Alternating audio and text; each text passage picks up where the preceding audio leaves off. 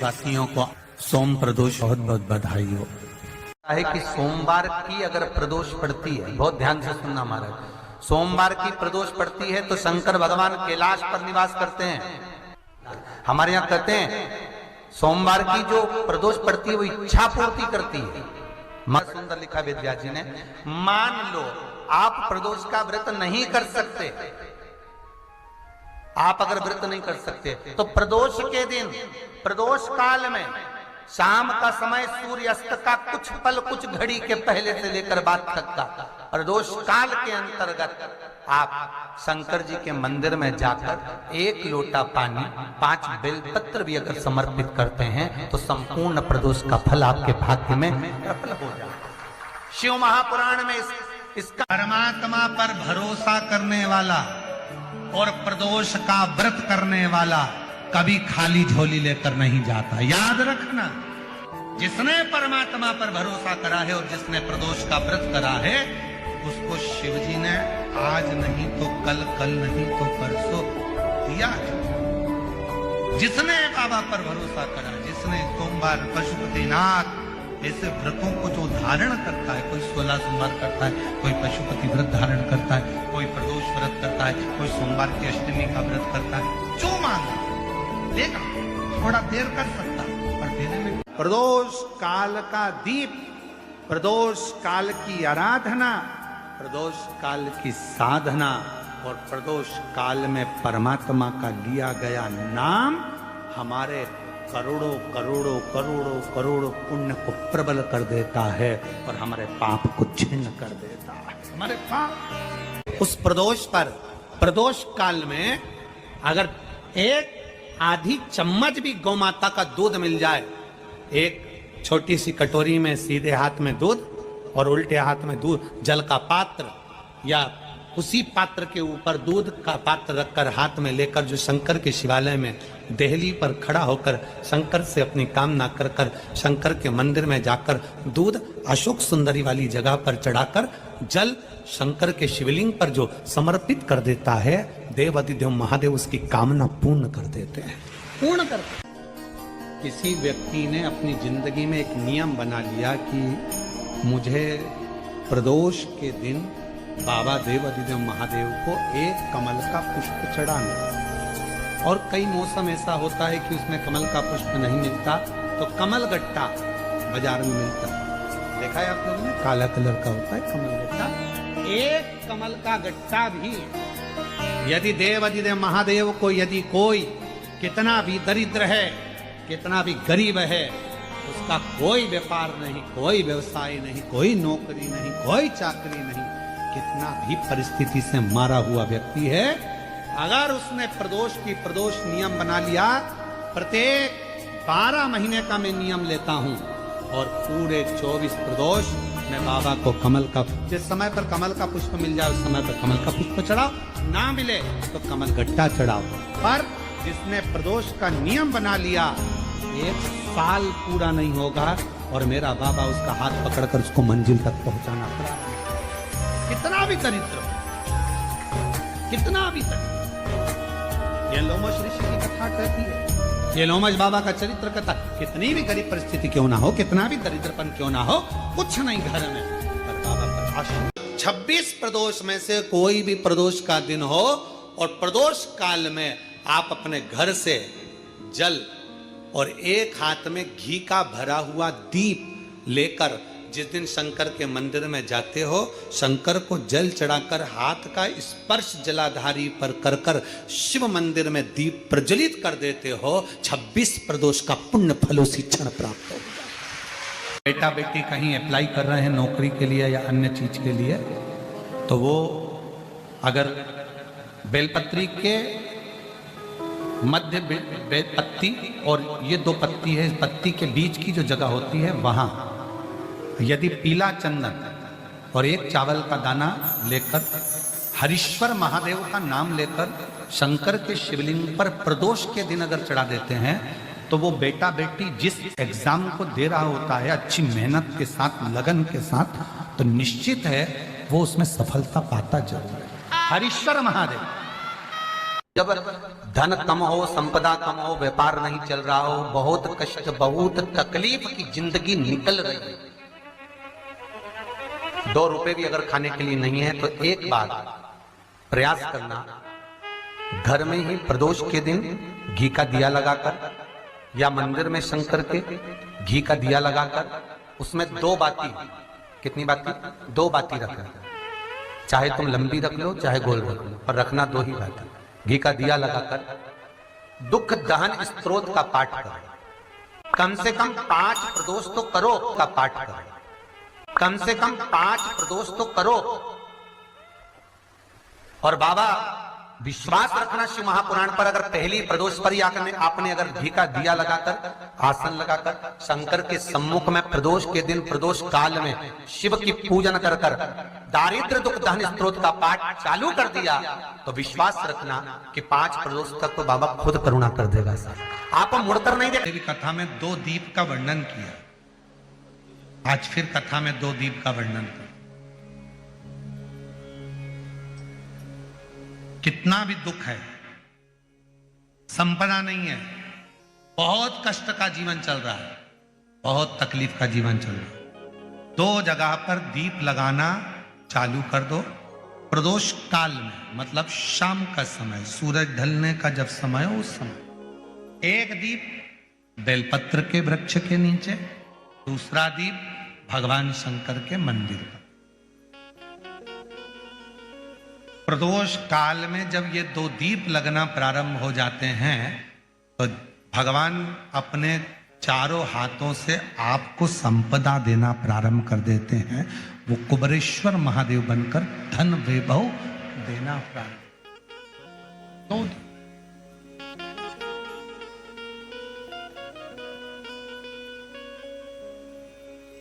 और दोनों दीप फूल बत्ती के होना चाहिए, लंबी बत्ती के नहीं। एक लंबी बत्ती होती है, एक गोल बत्ती होती है, फूल बत्ती, दोनों दीप फूल बत्ती। मां सती ने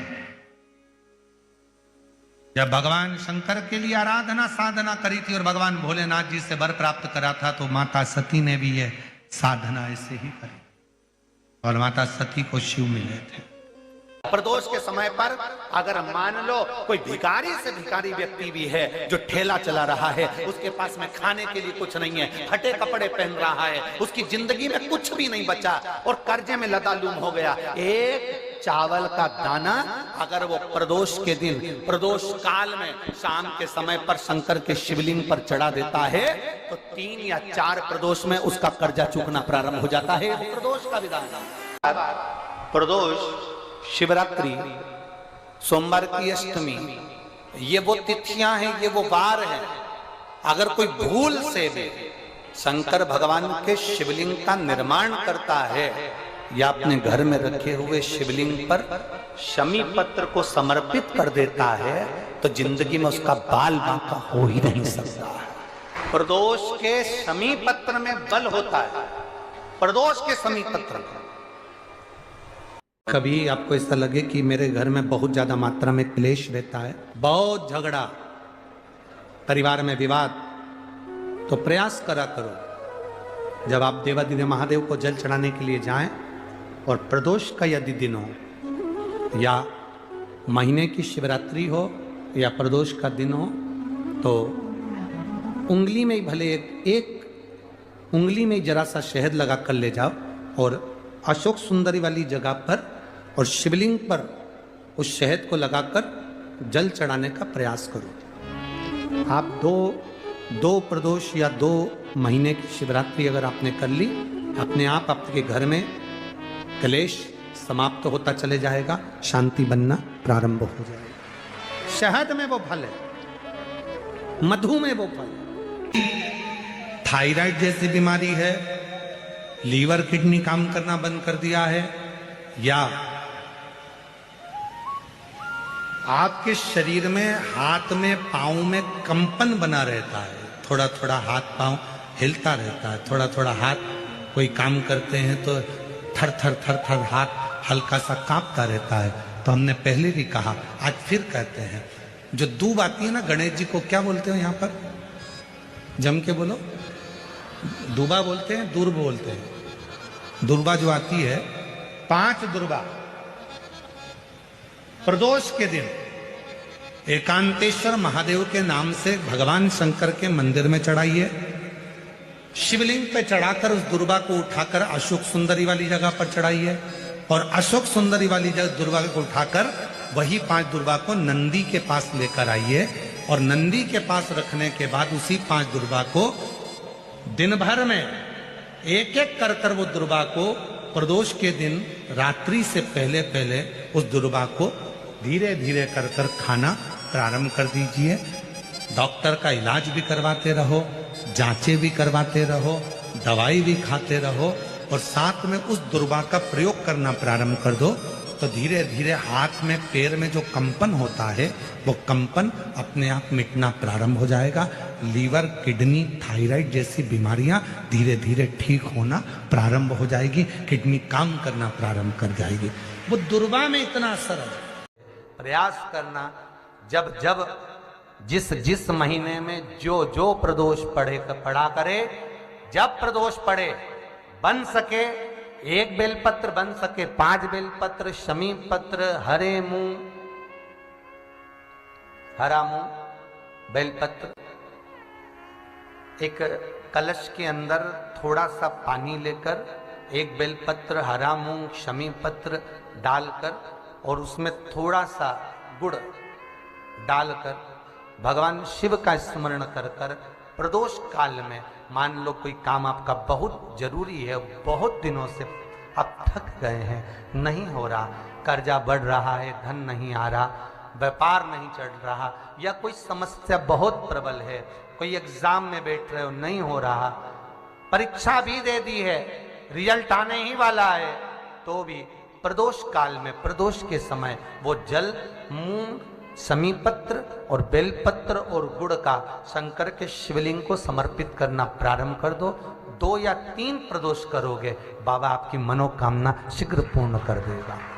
2 या 3 करोगे, बाबा करेगा। शादी के हो गए 40 वर्ष, शादी के हो गए और औलाद है ही नहीं, डॉक्टर ने भी हाथ, तब आखिरी में एक काम चालू करो। प्रदोष का दिन दोनों पति पत्नी व्रत चालू कर दो प्रदोष का, और प्रदोष काल में शाम के समय जाकर एक ही दिए में 2 लंबी बाती जानते हो ना, रुई की लंबी कपास की बाती, दोनों बाती एक ही दिए में रखकर पति पत्नी दोनों उसको प्रज्वलित करना प्रारंभ करें। बाबा संतान देकर ही रहेगा, औलाद आएगी ही। मान लो तुम किसी कार्य के लिए जा रहे हो, 5 बार 6 बार तुम उस कार्य के लिए होकर, या किसी से अपना पैसा लेना है और तुम उसको पास 50 बार होकर आ गए हो, भैया पैसे कब देगा, या किसी कार्य के लिए जा रहे हो, वो कार्य नहीं हो रहा, 50 बार होकर आ गए, लाल चंदन को अच्छा घिसो और घिसकर तैयार कर लाल चंदन घिसो और घिसकर बेलपत्री के ये दोनों भाग हैं, दोनों पत्तियां जो नीचे की हैं, इसमें उस चंदन को लगा लीजिए। अगर किसी से आपको पैसा लेना है, वो नहीं दे रहा, या कोई काम है या जॉब है या नौकरी है या उसके लिए, या कोई विद्या अध्ययन का कोई कार्य है, कोई स्कूल में पढ़ाई कर रहे हो और वो कार्य नहीं हो रहा, 5 बार 6 बार करके देख लिया नहीं हो रहा, तो ये दोनों पत्तियों पर लाल चंदन लगाओ। लाल चंदन लगाने का मतलब ये नहीं कि जरा सी तुम बिंदी लगा दो, लाल चंदन जो घिसा है उसको पूरी पत्तियों पर अच्छे से फेरना है, उस लाल चंदन को लगा लीजिए। और महाराज बीच की पत्ती में थोड़ा सा घृत मतलब गाय का घी, गौ माता के दूध से माखन से निर्मित उस घी को बीच की पत्ती में थोड़ा सा लगा लीजिए। और जो अशोक सुंदरी वाली जगह है, ये शिवलिंग है, ये जलाधारी पर रखा हुआ है, ये गोल जलाधारी है, यहां से पानी नीचे गिरता है, ठीक है, ऐसे होता ना शिवलिंग। तो शंकर भगवान का पूरा परिवार शिवलिंग के आसपास में होता है। शंकर भगवान के 13 बच्चे हैं। कितने बच्चे हैं शिव जी के? 13 बच्चे, पूरे 13 की 13 बच्चे और धर्म पत्नी शिव जी की शिवलिंग के आसपास में है। जैसे ये जो गोल जलाधारी है, ये माता पार्वती जी का हस्त कमल है। शिवलिंग रखा है, ये शंकर जी का स्वरूप है। जहां से पानी नीचे गिरता है, राइट भाग गणेश जी का स्थान, लेफ्ट भाग 6 कार्तिकेय, षडानंद कार्तिकेय का स्थान।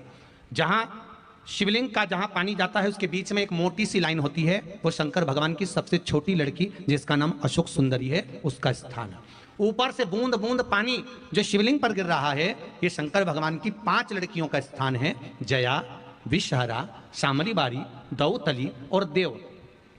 ये शंकर जी की 5 बेटियां हैं जो भगवान शंकर के ऊपर पानी की एक एक बूंद गिराती हैं महाराज। तो शिव जी की जो सबसे छोटी लड़की है अशोक सुंदरी, उस अशोक सुंदरी वाली जगह पर इस बेलपत्र को प्रदोष के दिन या सोमवार के दिन आप घी वाली बेलपत्र को अशोक सुंदरी वाली जगह पर रखकर, ये जो चंदन लगी हुई बेलपत्र है इसका मुख ऐसा सीधा की सीधा रखोगे तो गणेश जी की ओर हो जाएगा, षडानंद कार्तिकेय की ओर हो जाएगा। अपनी कामना कर कर जिससे धन लेना है, पैसा लेना है या जो कार्य निकालना है वो नहीं निकल रहा, बहुत प्रयास कर लिया, अदालत में 50 बार हो जाए, काम नहीं हो रहा, तब इस बेलपत्र का प्रयोग करना, बाबा से विनती करना और विनती कर कर वापिस सजाना। केवल 2 प्रदोष या 2 सोमवार कर लीजिए, बाबा आपकी मनोकामना पूर्ण कर देगा। उस बेलपत्र का सुख प्राप्त। गरज का भाग अशोक सुंदरी की ओर होना चाहिए, नीचे की ओर, नहीं तो मालूम पड़े तुम ऊपर उल्टा रख दो उसको, नीचे की ओर, नहीं तो मालूम पड़े तुम ऊपर उल्टा रख दो उसको। सारे देवता रोज भ्रमण पर नहीं निकलते।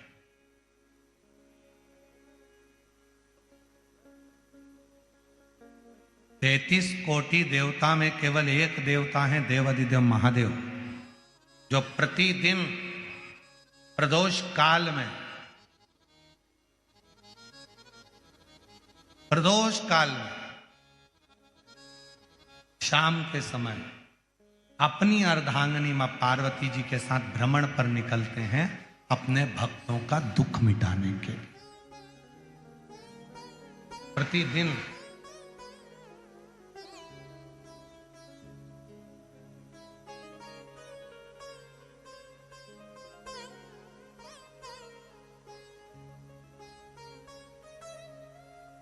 पहले दिन की कथा में श्री प्रकाश भाऊ जी की धर्मपत्नी श्रीमती दीना जी, प्रकाश जी धारीवाल जी ने प्रश्न किया था उनके घर पर कि प्रदोष करना है, तो पहले तो मेरा निवेदन है कि प्रदोष को समझें कि प्रदोष का मतलब क्या। संसार का कोई मनुष्य कितने भी दोष कर ले, उसकी जिंदगी के सारे पाप उसने जितने भी करे हों, यदि प्रदोष का दिन है, जिस दिन प्रदोष है उस दिन यदि उसने व्रत धारण करा, केवल एक दिन ऐसा होता है प्रदोष का जिस दिन 33 कोटि देवता और 64 योगनियां भी भगवान शंकर के सामने अपने मन की बात कहने के लिए प्रदोष काल में खड़े होते हैं और शिव जी अपने हाथों से उनके दुख मिटाते मिटाते जाते हैं। वो प्रदोष का व्रत होता है। वो का विस्तार से तो वर्णन हम करेंगे बीच में, और सारे दोषों को जो समाप्त कर, सारे दोष, सारी तकलीफ, तुम्हारी जिंदगी के जितने जितने तुम्हारे दोष हैं इस जन्म के उस जन्म के सारे। और जब भगवान शिव से आप निवेदन करते हैं, प्रार्थना करते हैं, उनसे अपने मन का भाव कहते हैं, प्रार्थना करते हैं, निवेदन करते हैं, तो शिव उसको स्वीकार करते, स्वीकार। खड़े हैं देवता, भगवान शिव नेत्र बंद करके बैठे, भगवान विष्णु, भगवान ब्रह्मा सब देख रहे हैं, इंद्रदेव पीछे खड़े हैं और पीछे से देख रहे हैं। उनको मालूम है नहीं मिलेगा, नहीं मिलेगा ही नहीं। पर तभी भगवान नारायण ने फिर जमकर हर हर महादेव कहा। ब्रह्मा जी फिर बोले हर हर, और भगवान नारायण ने और भगवान ब्रह्मा ने 3 बार ताली का जो नाद किया। चंड ने भगवान शिव को सूचना दी, सूचना देकर भगवान शंकर के नेत्र खुल गए और शिव जी के जैसे ही नेत्र खुले, बाबा ओघड़दानी ने, भगवान शंकर ने नेत्र खोलते ही सामने खड़े हुए भगवान विष्णु को, भगवान ब्रह्मा जी को, देवताओं को देखा और पूछा कि आप यहां पधारे, मुझे आज्ञा करते, मैं आ जाता।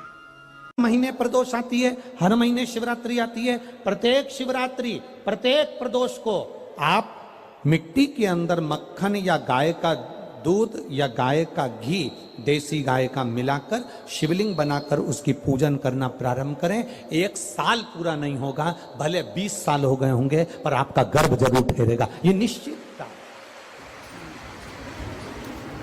भले 20 साल हो गए, 22 साल हो गए, 25 साल हो गए, डॉक्टर ने मना कर दिया नहीं होगा, फिर भी आप बाबा पर भरोसा, बोल बम का नारा है, आप विश्वास के साथ शिव की आराधना करिए। गाय, देसी गौ माता का दूध, मक्खन, घी, ये हमारे मिट्टी के अंदर मिलाकर जब हम शिवलिंग का निर्माण करते हैं तो हमारा वंश बढ़ता। एक चंद्रमौलेश्वर महादेव का नाम लेकर एक चावल का दाना भी सुख देता। और मेरी जीजियां याद रखें, मेरी जीजियों से निवेदन है, कभी कभी ऐसा लगता है शरीर में अगर कोई गांठ पड़ जाती है, बच्चादानी में गांठ आ गई, चेस्ट में गांठ आ गई, शरीर के कोई अंग में गांठ आ गई, घबराना नहीं है, डॉक्टर का इलाज करवाओ, दवाइयां लो, साथ में एक नियम बनाओ, प्रदोष काल में 2 दीपक शिव जी के मंदिर में लगाओ और 1 चावल का दाना शंकर भगवान पे चढ़ाना प्रारंभ करो। वही चावल के दाने को वापिस उठाओ। अगर प्रदोष का व्रत नहीं है तो उसी दिन खाओ, और अगर व्रत है तो दूसरे दिन उस चावल के दाने को जरूर खाओ। धीरे धीरे वो गठान जो शरीर के अंदर है वो गलना प्रारंभ हो जाती है। थोड़ा दिन करोगे आपको उसका फल प्राप्त होना प्रारंभ हो जाएगा। एक चावल का दाना भी चंद्र का प्रतीक है, चंद्र का। सभी लोग साथ में बोलेंगे, बोल चंद्रशेखर महादेव की